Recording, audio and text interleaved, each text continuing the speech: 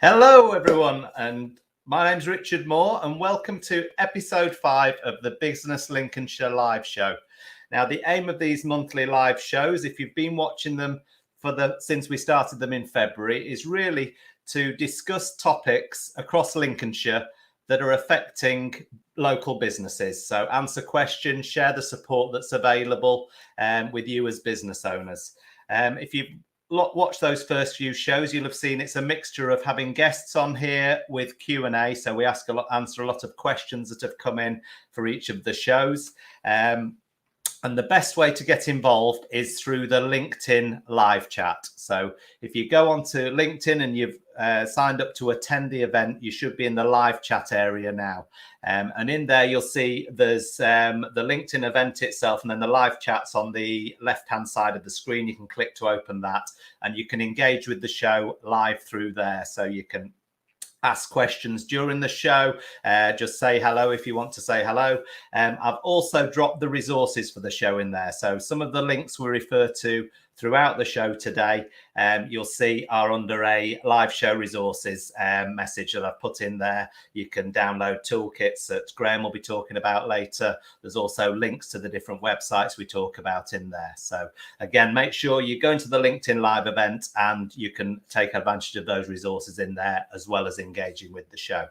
So this month's show, we're really focusing on the supporting of our employees as business owners and the well-being of our people. I think we all share a responsibility, certainly after the last 20 months, to make sure that our teams have positive environments to work in, that we're flexible with the working conditions that they have, maybe having a hybrid system where you work from home and work in the office. We've all had to adapt really with what COVID threw at us. And I think that's just forced it on us.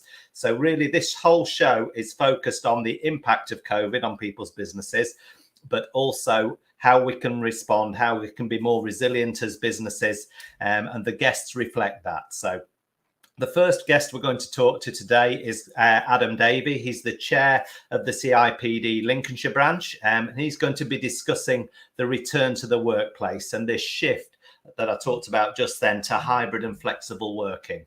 We've also then got Meryl Levington, who's the business resilience lead for Business Lincolnshire Growth Hub, and she's going to be discussing leadership, staff resilience, the latest research, and also sharing tools with you that you can use around business resilience. And then finally, we're joined by Graham Metcalfe from the Department for Work and Pensions. And he's going to have two sections to what he talks about today. The first part is going to be very recruitment based. It's going to be around the Kickstart scheme that the government launched and how that's working across Lincolnshire. And then for those businesses that are struggling and have been impacted by COVID, and there's many businesses that have, you're not alone, then he's also going to share advice on the situation with redundancy. There's a toolkit, as I say. If the worst is to happen, then there's resources out there to really help you manage that situation. So it's going to be a lot in the show. So let's get going and invite Adam into the show. So let's add you in. Hello, Adam. How are you? Hi, Richard. Yeah. Thank you for inviting me along today. That's fine. And for people who've never met you or know much about the CIPD, can you just explain a bit about who you are and what the organisation is in Lincolnshire? Yeah, of course. The CIPD is the professional body, the professional institute for the HR profession. So it's the Chartered Institute of Personnel and Development. And in Lincolnshire, we're one of 52 branches around the country. So my role as chair of the Lincolnshire branch, along with a committee of other volunteer officers and committee members, we help to run the CIPD branch locally for members in Lincolnshire. Oh, fabulous. And I suppose that so many businesses have been transitioning into this hybrid work model. What have you seen that's been working, and what are the key considerations that businesses are having to make when they make this transition?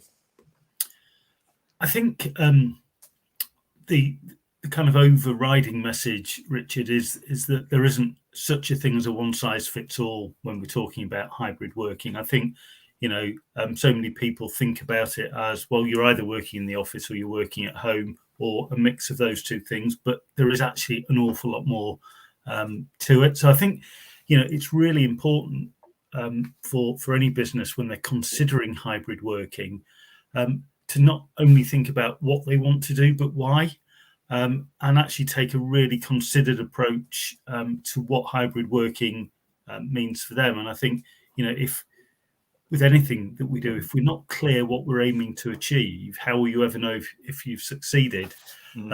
So I think typically, there's probably 10 or so key questions, starting off with that, very important one of why. What's the problem you're trying to solve? How will hybrid working support your business's priorities and objectives? But I think, the other things are try and learn from other organisations that have been there before you. None of us, or very few of us, do anything, for the first time ever. So very often there are others around us within our networks who can help. We shouldn't create it in a vacuum. When I run my business, I don't know everything. I don't know what's best for my people. So talk to your staff, talk to your stakeholders, and involve them in terms of generating options.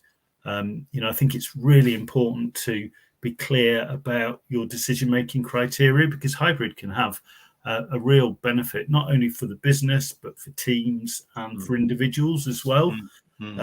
So from an individual perspective, it's often about personal preference, isn't it? I've just bought a lockdown dog, so I don't want to come into work, or it's about my well-being. But from the organisation's perspective, it's perhaps about environmental impact or office space or technology. So there will be different criteria that I think, you would want to base your decision on, or then evaluating your options and making a decision. And I think once you've made that, it's really important to think about the consequences of that decision, because you've got new world and old world, and doing a job or managing people to do a job in that environment is really quite different. So it will be a continuous process of evaluate, review, and perhaps tweak and adjust as you go on. So there's so much to it, Richard. It was a really simple question, but a very long-winded answer, I'm afraid.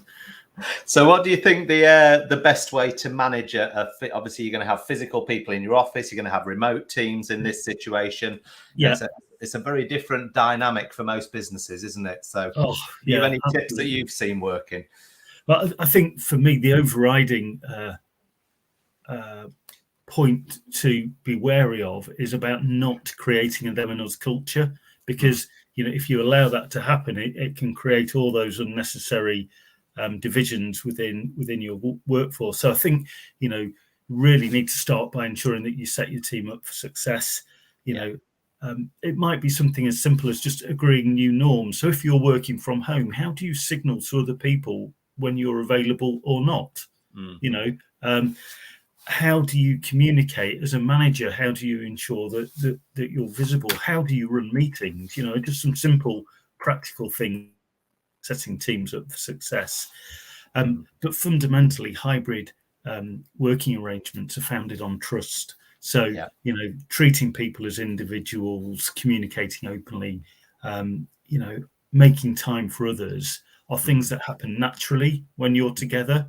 You have to be a bit more structured and a bit more thoughtful about it when you've got people working in different places. So, I think having clear time for people, treating them as individuals. There'll be some key things that you need to talk to them about in relation to their work. What's going well, what's not going so well. Have you got everything you need to do your job?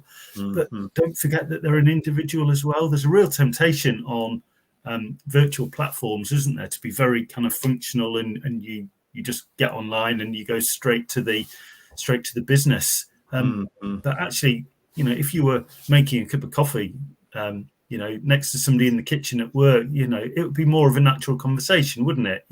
How the kids, what did you do at the weekend? All of those sorts of things. And they remain really important because we're humans and we thrive on collaboration and connectivity, don't we? And I think those social connections, maintaining those, are really important for high performing teams. And I think the final tip, Richard, is be fair. Whatever you do, be consistent, be inclusive for people.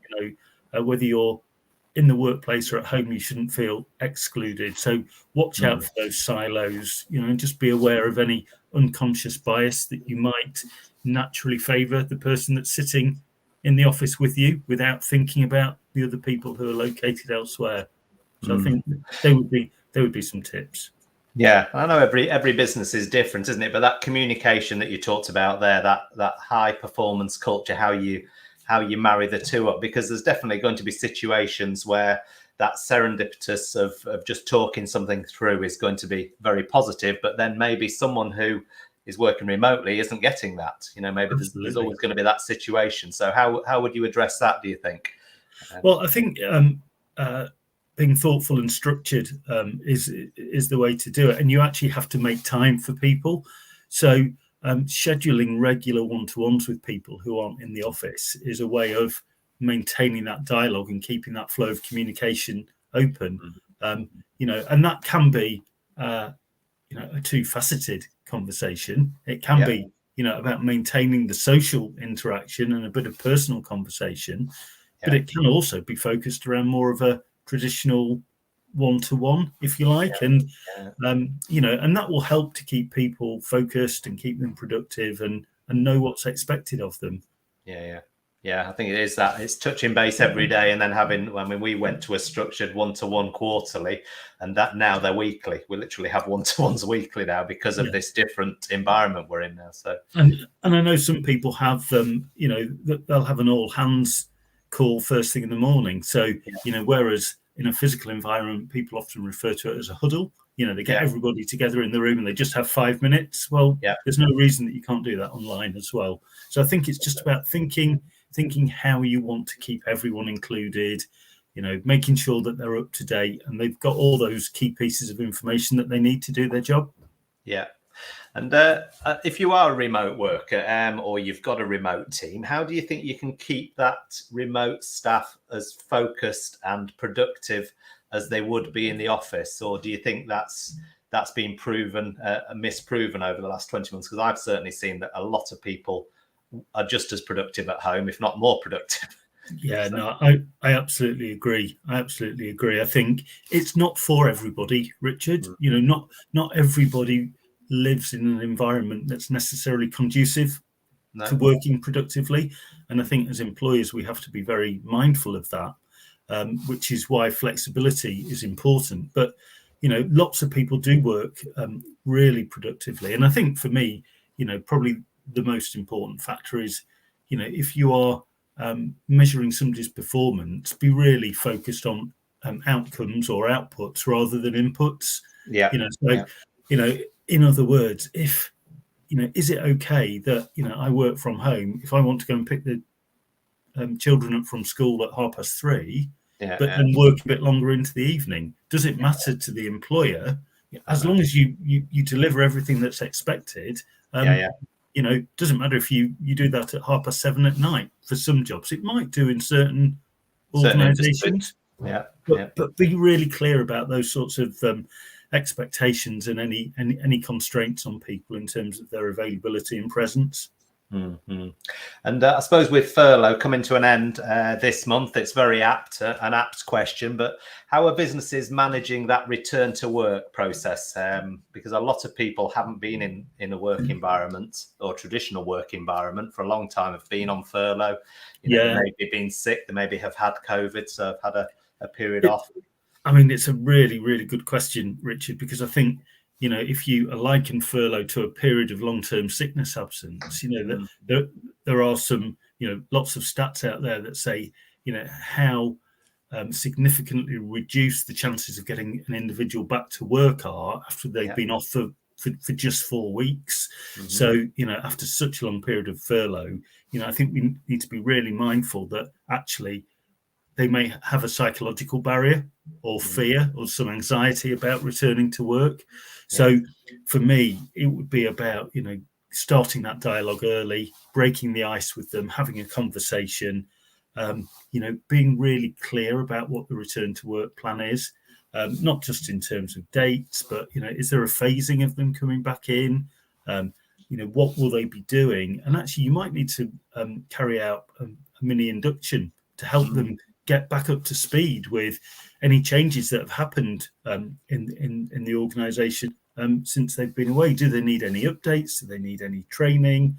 And then monitor and review it. Some people will be, like a duck to water coming back to work. They'll just be so ready and they will, swim off and be fine.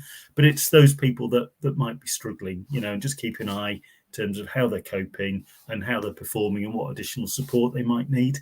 And I suppose the support is mental health and well-being as well in the workplace, is it? That's those steps that we can all take now to address that as well. Yeah, I think so. And I think, maybe one of the upsides that's come out of COVID is the fact that we seem to have a much more open dialogue about mental health and mental well-being in the workplace, which, I think can only be a good thing, but that comes with trust, doesn't it? People won't open up if you don't have that important relationship of trust firmly in place. I think it's important to, support people to set boundaries. If we're working from home, all of a sudden work and personal boundaries can blur, can't they? And I'm sure you've been in situations where all of a sudden it's 7:30, 8 o'clock, 9 o'clock at night, and you found yourself still working. And actually, that's every night, Adam. No, that's very, very true. And the CIPD have got some resources to help people, have they? They've got a knowledge base.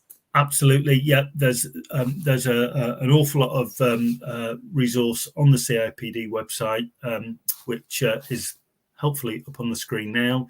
There is a hybrid working hub in there, Richard. So I'd encourage all the viewers to take a look at the website and make use of those really helpful resources. Fabulous. Yeah, well, I've put those links up as well into the chat area on LinkedIn, but the link at the bottom of the page is cipd.co.uk/knowledge. Will get you to those pages, and lots of resources on there. I've had a look myself. So thank you very much for that. Anything else you want to add just before you head off, Adam, just about what we've all been through and how businesses can address this?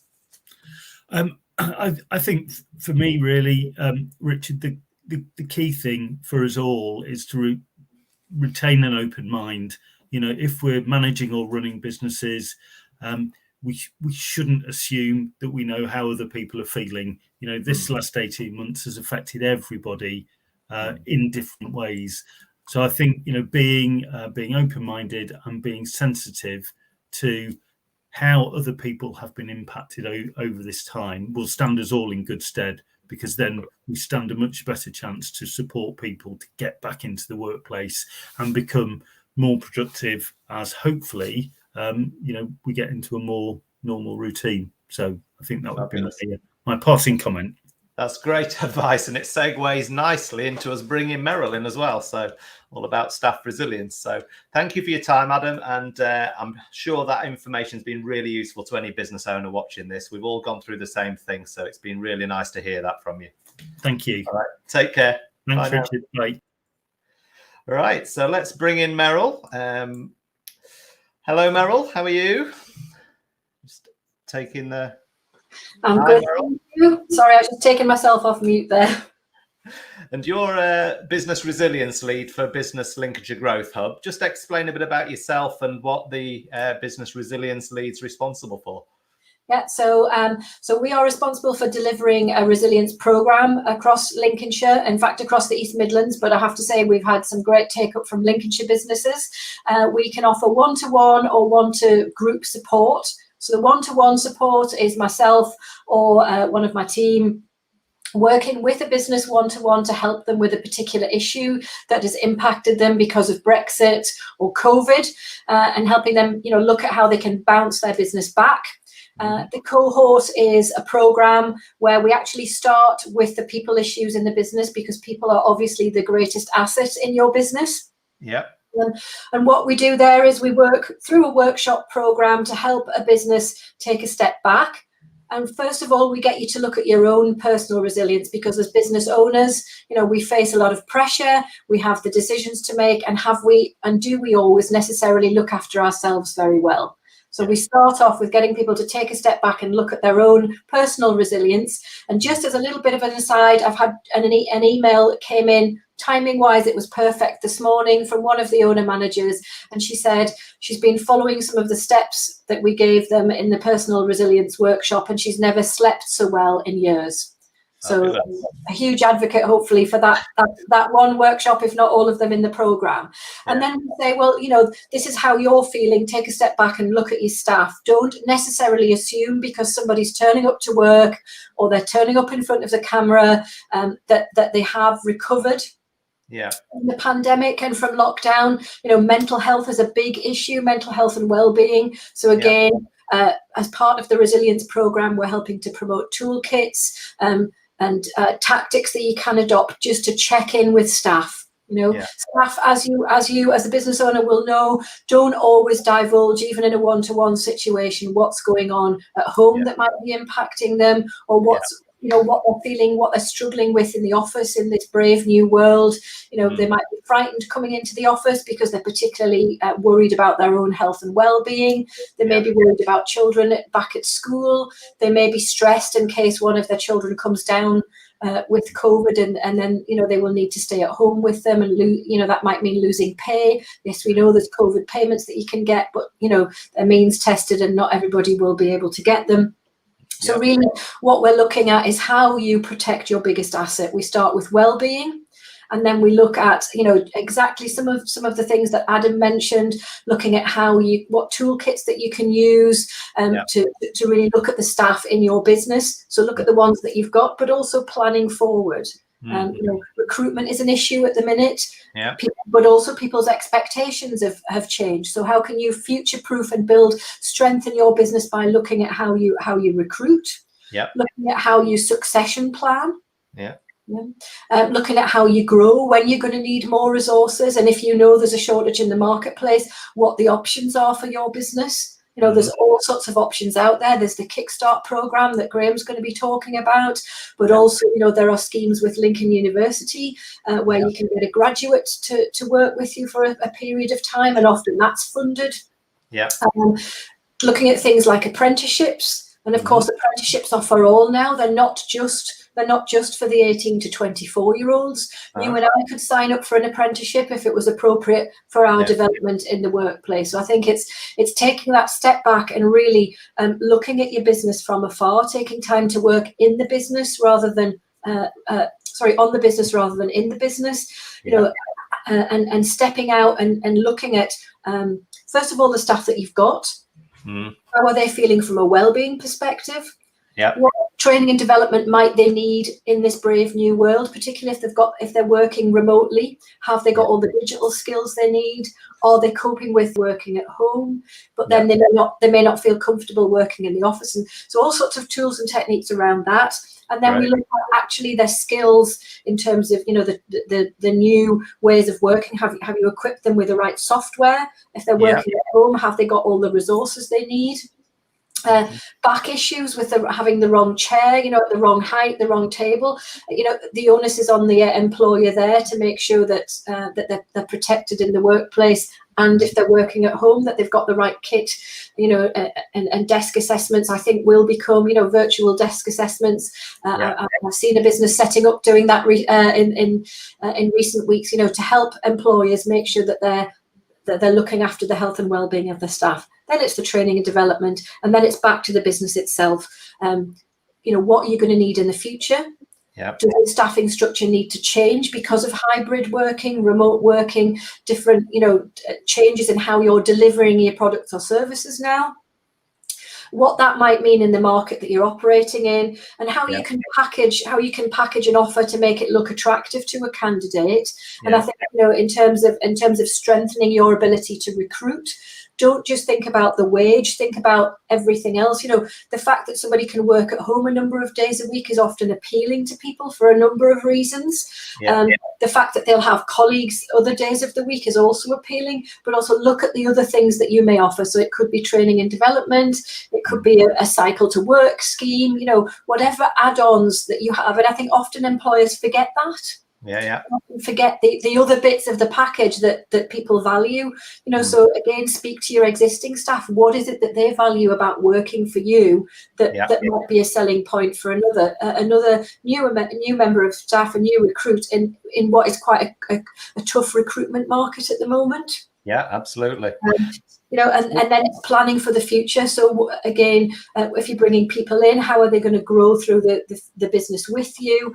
And if you want to lose a key member of staff, what are you doing about making sure they're not holding? They're not the only person in a business that's holding a certain part of key knowledge or a key understanding or key client relationships in their head. Yeah, fabulous. So just to go a bit deeper into explaining what resilience actually means and why it's so important for us as leaders and obviously for our staff as well. Well, resilience is in short our ability to bounce back, both personally to bounce back from some sort of adversity, but also as a business. And what we're helping businesses to do is put things in place that will allow them to strengthen their business, to give them that bounce back ability. Businesses that are still here after the pandemic, so you know, people listening to this broadcast either live or on catch up, you've survived the pandemic, your business has a certain amount of resilience. What can you do to make it stronger going forward, so that if we do get another pandemic, another lockdown, or some sort of other what we would call a black swan event, that, you know, something that we can't always predict, or we can predict but it's kind of on the horizon and we don't know when it's going to arrive, and how can we make sure that we've done everything we can with our business, with the people, because they are, I'll remind viewers again that they are our key asset. Without the staff, we can't deliver. To make sure that our people, but also our products and our services are fit for purpose and future proof, but also that our systems and processes are. You know, and I think it's just getting people to take that step back, and we can, as I say, we can hold the hand to do that on a one-to-one basis, or we can help them do it in a small cohort where they can learn from other like-minded businesses, and it's all free of charge. You know, even better, great value for a business, other than obviously the time to attend. So to come back to the question, it's about giving you the strength and security in the business to be able to respond rather than having and prepare a response rather than having to have a knee-jerk reaction to any sort of event. Okay, and so we've survived COVID. That's a tick in the box for yes, we're resilient. What are some other things that you would look for to see if a business is highly resilient or needs help? You know, they're quite low on resilience at the moment. Are the other things to look at? Yeah, I'd be looking at the finances in the business. How resilient is that? You know, are they managing the finances well and keeping on top of things? And the reason why that's important is we're seeing now banks, supply chains, insurance companies asking businesses to show that they do have that strength and that resilience to bounce back if there is something adverse on the horizon. You know, people have seen their supply chains damaged by businesses that weren't resilient, so they're very that you know, I'm seeing the larger organizations becoming more choosy about ensuring that their supply chain is strong and looking for strength and resilience in that supply chain. But also, if you're trying to grow your business now, many of the major funders, not just the banks on the high street, you know, but the sort of funding that you would get through the East Midlands Engine or through a private investor, they're wanting to see that you have systems and structures and finance in place to make sure that you've got that stickability, that your business can survive whatever adversity might be on the horizon, but also that you've got systems and processes to allow you again to respond to opportunities. So the positive side of resilience is that you've got the good credit rating, that you spot that $1 million opportunity on the horizon, you can cash flow that. You can get the borrowing, or you can dip into reserves or a mixture of both, but that you've got the wherewithal to take to take those opportunities, because there are plenty of opportunities out there at the moment, plenty of gaps in the market. So that's the other thing about resilience, is looking at future-proofing your business and keeping on top of your markets and your customers, so that you can prepare a response rather than having to react. Okay, fabulous advice. So that's on the business level. Now let's look at individuals. So what can we as managers or business owners do to support individuals' resilience? What have you seen working on that level? Well, some of the mindfulness techniques are really good. As I was saying, one of our participants sleeping far better, because we've been encouraging them to do just a little breathing exercise, 5 minutes a day of deep breathing combined with positive thinking. Now, it might sound quite cuckoo, but it's actually scientifically proven, and has been scientifically proven for many years. It's a technique that they use in emergency medicine to help medics cope with the stress of working, particularly in an emergency room or an accident and emergency setting. I think also encouraging staff to take exercise and walk daily, so walking meetings, and to get you away from the screen, have a meeting where you've got an audio call, and either you're walking physically together, or you're walking, with the phone and talking over audio, because sunlight helps build our resilience, makes us feel better. Being in nature makes us feel better. Yeah. So looking after the health and well-being, and I would say talk to your local county sports partnership. There is sometimes funding available for certain types of business to support bringing exercise into the workplace, and they will certainly help you structure and do a survey with staff to find out what might help, get staff more active, and what they could do collectively. You could set that as a challenge.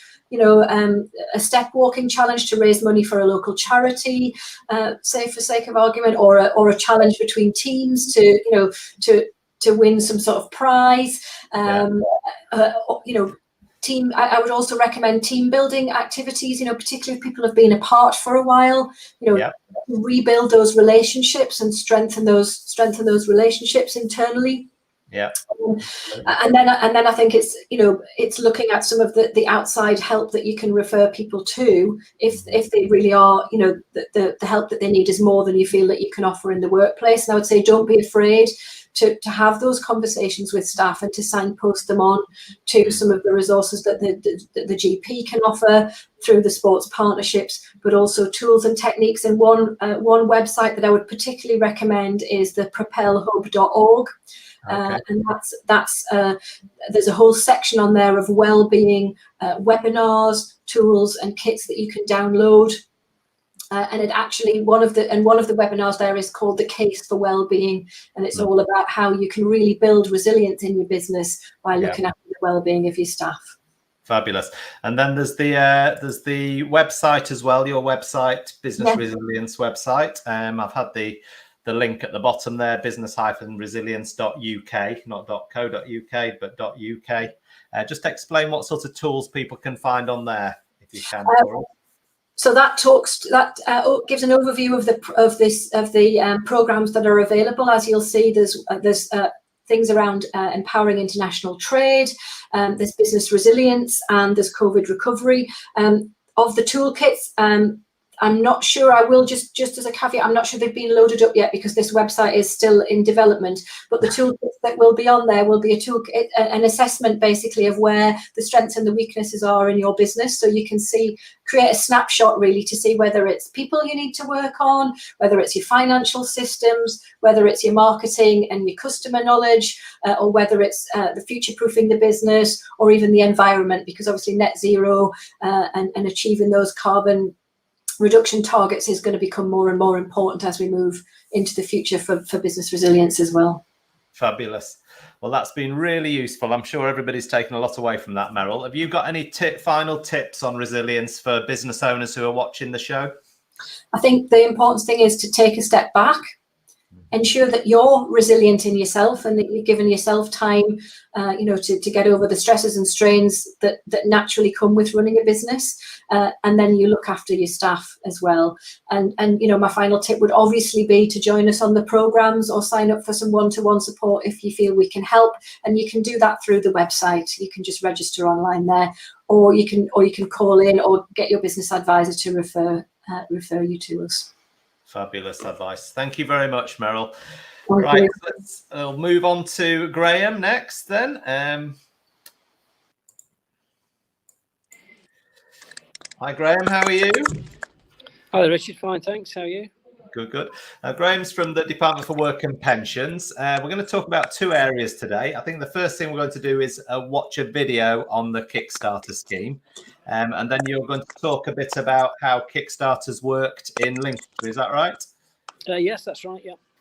Fabulous. Let's just get the video on, and then we'll have a chat with you then about the how it's been working in Lincolnshire.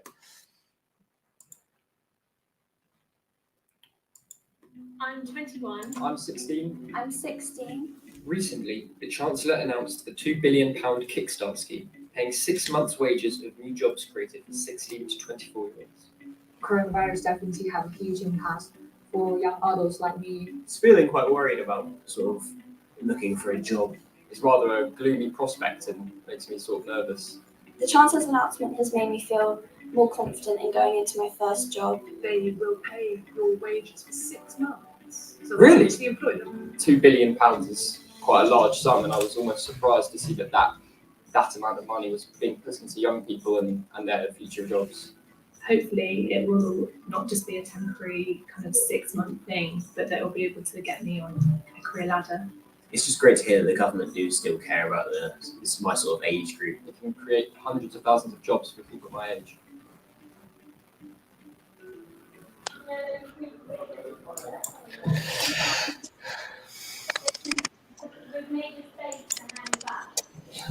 Right, Graham. So we've just seen the obviously the video for the Kickstarter scheme. It's something you've been involved with.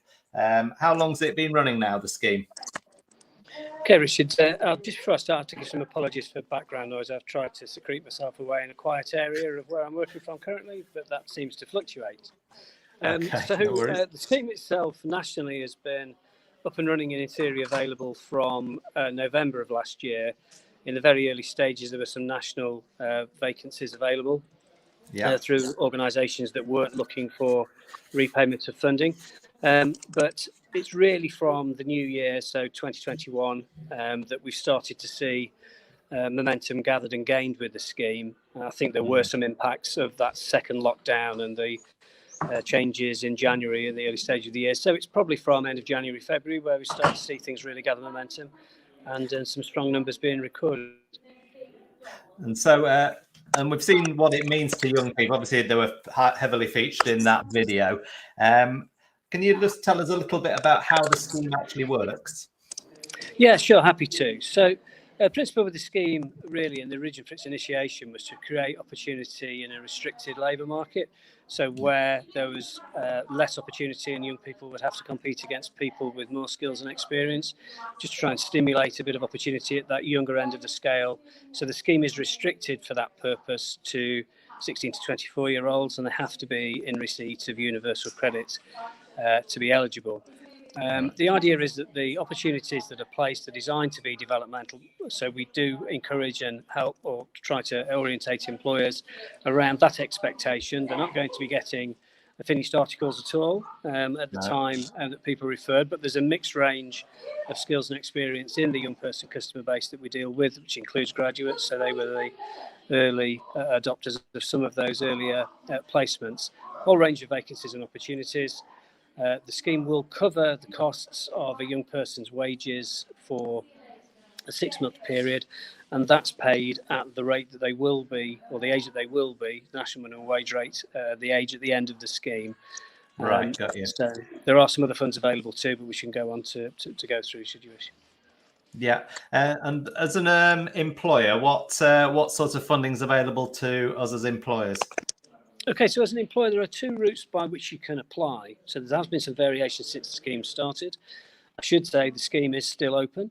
So it's still open for applications directly now from employers. Initially, employers had to have a level of 30 vacancies to be able to apply.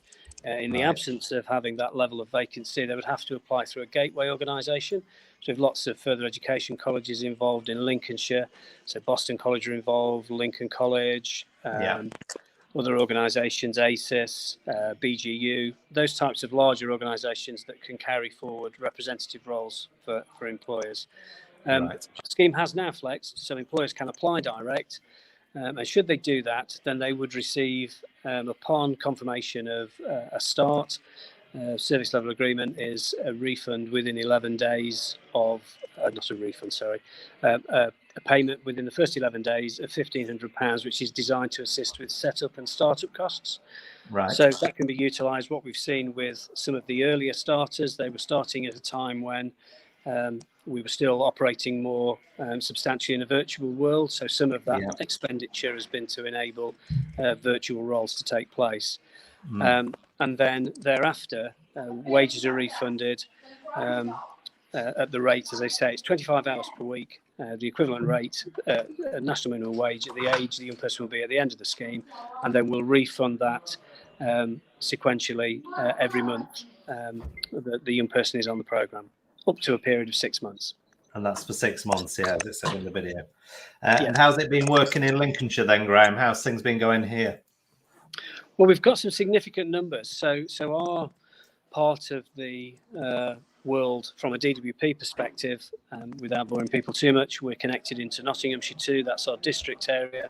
Our group covers East Midlands and North Wales. So the volumes of opportunities that we've managed to get people connected to in the Lincolnshire Nottinghamshire area is higher than any other group within those, or any other district within that group area. So in Lincolnshire, we've managed to achieve over 1,100 placements so far, and counting. And that compares favourably with Nottinghamshire. Our district dynamic is that roughly that's around twice the size of Lincolnshire in terms of customer numbers. So again, Nottinghamshire have achieved high numbers too, very similar to ours. There are 9 job centres within Lincolnshire, the Lincolnshire DWP estate, and every job centre has had, even the smaller job centres, Sleaford and Louth, have had at least 50 opportunities start, ranging up to the largest job centre, which is Lincoln, which has had now over 450. Wow, that's amazing numbers. And for those businesses who aren't growing their teams, there's a lot of businesses that are restructuring. The impact of COVID has been quite significant on some businesses. So what advice and support is there available for the other end of the spectrum, where you're having to make people redundant and restructure your business? Yeah, so obviously that's a part of the services that we provide too. Well, maybe not obviously, but it is part of the services that we provide too as well. What we've been doing as part of the recovery forum, a LEP-led recovery forum, is working with other partners to create a support document which encapsulates the support offers that are available from all of those linked partners. So it includes Federation of Small Business, Chamber of Commerce, Lincolnshire Growth Hub as well. And that's where the redundancy support document has been pulled together. So within the redundancy support document, there's details there of the support that we can provide directly from DWP, but then we're not the only organisation that can provide support. We usually are notified through the insolvency process of any likelihood of redundancies that will involve 20 or more employees. Right. And when that arises, the notification that we get enables us to contact the employer and look at a range of support services we can offer to both them and their employees around next steps, transferable skills. We work with other linked agencies that can come in and do a transferable skills analysis. So National Career Service do that. They'll feature heavily in our response to redundancy service to make sure that we get the most support we can to both employers and employees. Fabulous. So what are the key areas of the response from the redundancy service then for this?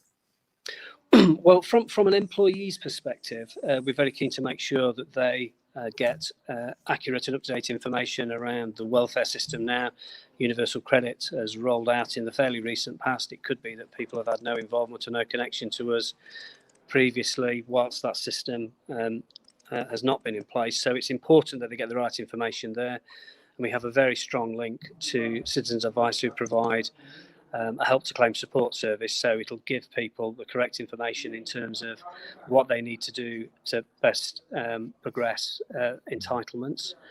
Then And again, there's two elements to what we're trying to do. One is to give that. That's mostly the question we get asked first and foremost by redundant employees. What about entitlements? What's my position? Once we establish that, we're very, very keen to say, okay, so that's one part of the service.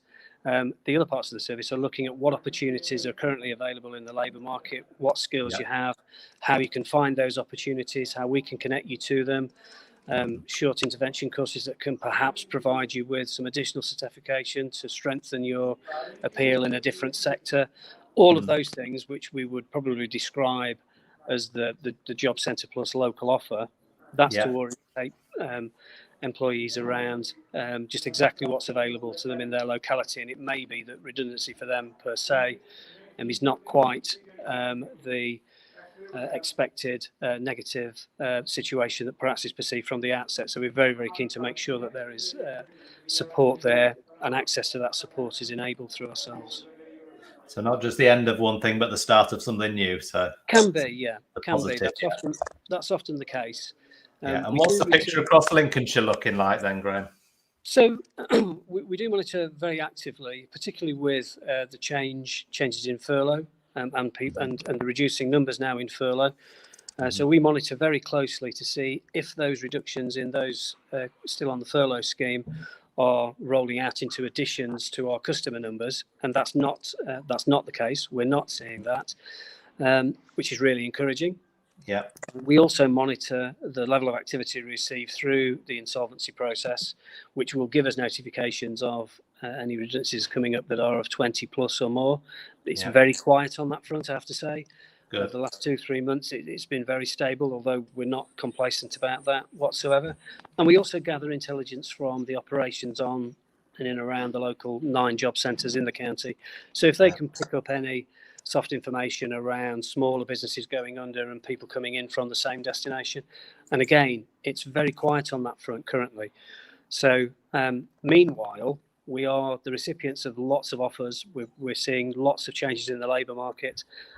Predominantly, our organisation deals with a whole range of opportunities, but we are predominantly involved in the entry points to the labour market. So we have lots to be able to offer people when they come in, and how to access and how to apply. From an employer's perspective, we would always say, would definitely not give the impression that 100% of available jobs come through our hands. They absolutely don't.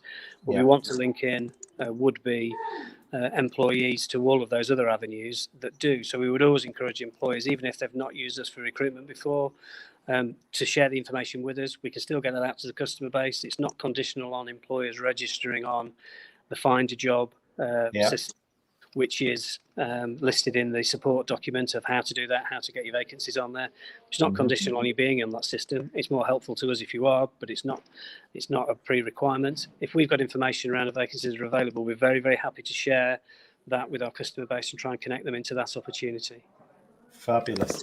Well, some great information there, Graham. And again, in the LinkedIn chat, we've put the toolkit that you can download with all of the links to the resources that Graham's been talking about there. Is there anything else you want to add from the DWP side to really just anything you want to say to businesses that are watching this show? I would say certainly in terms of early changes, I'll say post-COVID, but as we progressed throughout COVID, our service has been available throughout the whole period. So we are open 6 days a week on occasions now, on Saturdays as well. We are there and accessible. We are there to support. And we're trying to get back to more and more face-to-face activity, which gives stronger engagement and stronger links into opportunity. So we're here there. We want to be as prominent as we can be. We want to be as supportive as we can be. So please come our way. Let us help and let us get people connected into opportunity. Fabulous. That's great advice. And thanks for your time, Graham. Thank you very much. Richard, thank you. All right. Take care. Right. So that's the end of today's show. I hope you've all found that show very useful. The next show we have coming up is on the Tuesday, the 19th of October, 2021.